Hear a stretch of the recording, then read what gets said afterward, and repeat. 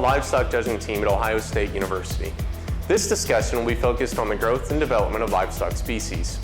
The reason for this is to provide some clarity behind how we assess value of food animals. Specifically, I'll focus on the growth curves of bone, muscle, and fat, the three tissues that comprise a carcass. Visually, we evaluate bone to predict the mature skeletal size of animals. Height and length are the primary indicators that we use to do this.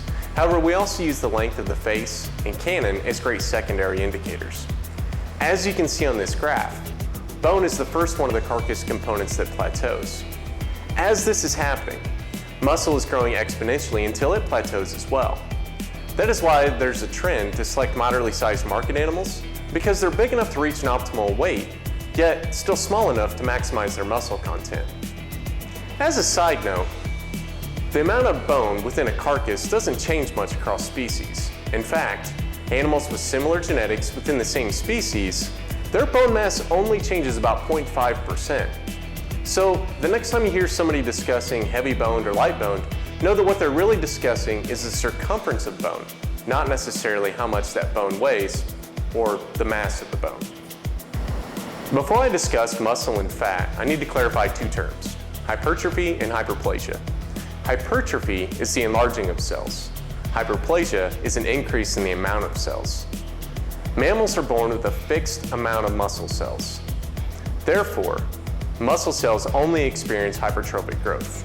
However, fat cells can not only experience hypertrophy, but also new fat cells can be generated, which is an example of hyperplastic growth.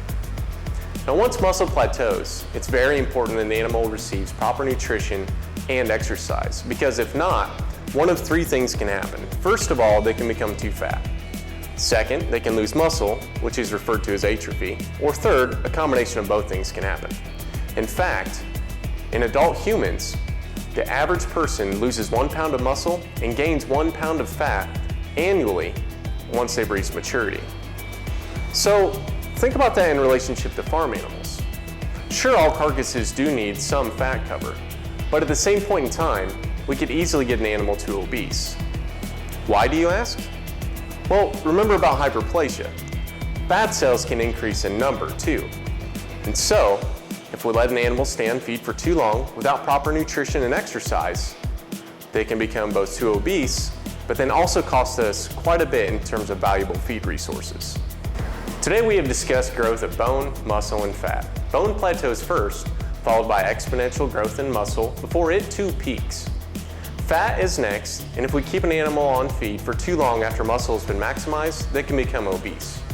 So what does all this mean in relation to livestock judging? Well, we should be finding optimally sized market animals that have exceptional muscle growth, that have some fat cover but are not obese. Bottom line, a solid understanding of the growth and development of bone, muscle, and fat tissues is essential for properly assigning the value to food animals.